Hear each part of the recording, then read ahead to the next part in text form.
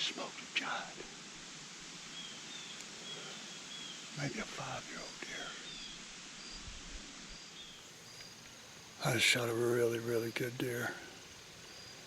You know he's a 4.5-year-old buck, maybe 5, but I know without a question he's 4.5. He's just a good deer to take out. I've been getting pictures of this buck since off and on since back in June, and his right side is just a big, huge, like mainframe 10-point side. He's just big, good mass, tall, long tines. If his left side matched, I mean, he'd be a stud. He's an awesome deer. He's actually a 10-point, solid 10. His left side though is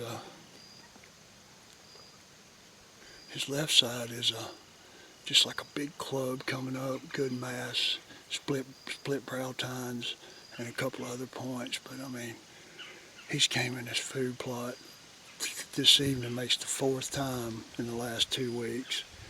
And he was in here yesterday afternoon.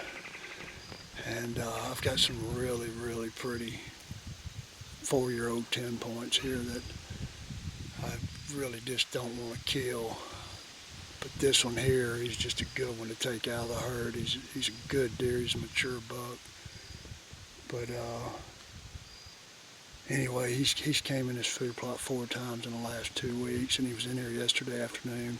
There was another 10-point, 2-year-old 10-point with him, and they came back in here. I had deer all around me, little young bucks chasing around up here to my right, and several bunch of does. The wind is terrible for this deer coming from behind me, and I had 3 or 4 deer come from behind me, and I'm sprayed down with cedar that I'm blending myself, and my pockets are full of cedar, and I just keep crushing them cedar berries up. But one of the does busted me right here, just like maybe 10 minutes before all these deer just started filtering out, and the bigger bucks came out.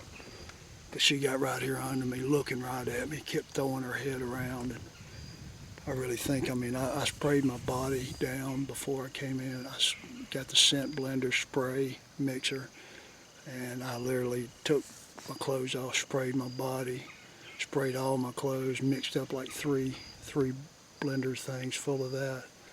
I think that's the only thing that saved me, because it was less than 10 minutes probably. She was right here doing that, and she finally calmed down and came on out. But I did not see them over there. I think they was already across the CRP coming this way. If she had started busting me or something, it'd have blew the whole thing. What a hunt though. I drew on the deer, I can't remember, I know once, maybe 2 other times I had all these limbs right here in front of me, and kept squatting down, trying to find a hole. Kept rearranging him. He stayed right around 32 yards. And anyway, finally he cleared all these little small limbs. I was scared my arrow was going to hit. And I had to squat down and put my feet down here on this rest to keep them slipping off, and leaned against a tree and squat down, shot right under this big limb. Anyway, he took out of here and went over top of the hill right here. I'm pretty sure I got back on him with the camera, and I seen him kind of staggering. He was running hard, but I seen him kind of leaning sideways as he went over the hill. I think he's dead just right over this hill right here in the timber.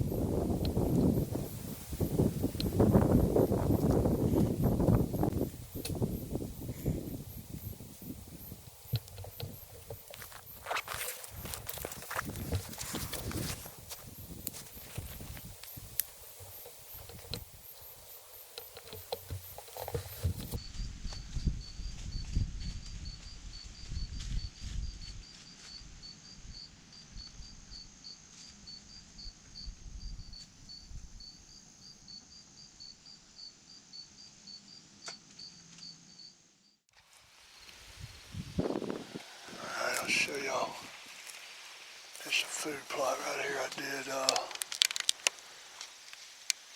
planted this year first time. I'll show you on the stand I was in. That deer was standing right here. I found my arrow. There's my arrow right there. But I was right up there. Right there in that cedar tree right there. That deer was standing right along in here somewhere. I hadn't seen any blood yet, but let's see what we got on this arrow.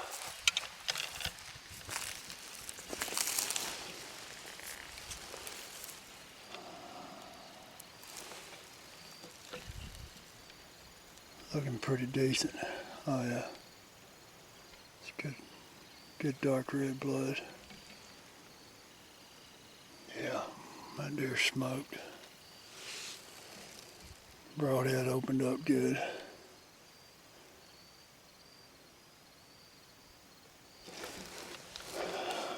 Right when I was trying to get down, it was either that same 10-point or another one. There's that other 10-point. After I shot, all the deer took out of here with the big buck I shot, except for that 10-point. He stood right there forever. But he had more chocolate-colored horns. I was trying to get down out of the tree and I looked, and there was a really nice buck, but it looked like a lot wider horns right here in the CRP, smelling round right where my buck ran into. And then he turned around and kind of took off, and I seen him go down through the timber right there. So he's either another one or the same one, but he sure had a lot lighter looking horns. Oh yeah, I got blood already right there. There's blood.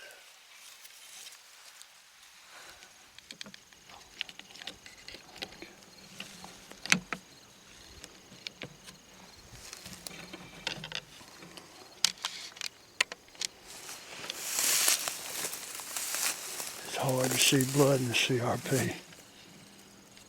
Hard to see it.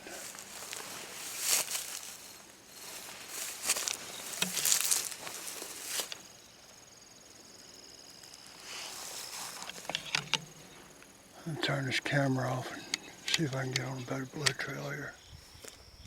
All right, so I don't know. I feel like I trailed him for, I'm gonna say at least.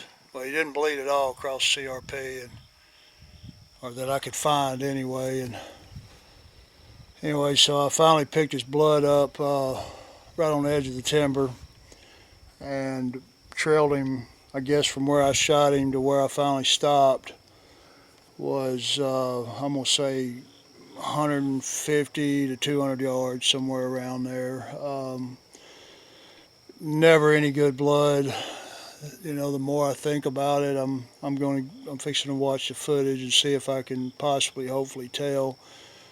I do know I seen an instant red spot pop up. The more I think about it, the more I feel like maybe it was pretty low. Anyway, I'm gonna go back in the morning and look around and see what I can find. So, come back this morning and picked up where I left off. He started bleeding really good within 20 yards of where I stopped. I started finding bigger spots of blood with actually some dried bubbles in it. So I started getting a little more confident. And I didn't go another 75 yards from where I stopped, and he had fallen off in this little, right here in this little creek ditch. And so he 75 yards of where I stopped. Thing is, he got a hole right here in him. So that right there is the exit hole. I thought, and it's kind of high. I thought he had, he was broadside, but obviously he was quartering a little because I was a little bit further back on my entrance, and hit him kind of high, and then it came out high, so I clipped top of his lungs. And but good shot. He went a little further than I would like. Probably about 250 yards is about how far he ran. But he's actually 12 scoreable points. 1, 2, 3, 4, 5, 6, 7, 8, 9, 10, 11, 12. And he tried to raise her out right there and blade out and throw another one there. But He's just a really awesome right side 10-point frame, and then he freaks out on his left. But I didn't get any pictures of this buck in here last year, and then I found his shed from last year, but I started getting pictures of him this year, and early as like maybe early July, and a handful throughout the summer. Then I got a food plot 250 yards from here where I shot him in. It's a real world Deadly Dozen and Harvest Salad mix. Turned out pretty good other than the drought, not enough rain. But anyway, he came in it 4 times in the last 2 weeks. Yesterday evening was the 4th time, and he came in and eating on that. So really proud of him. It's a heck of a bow kill and great deer. So anyway,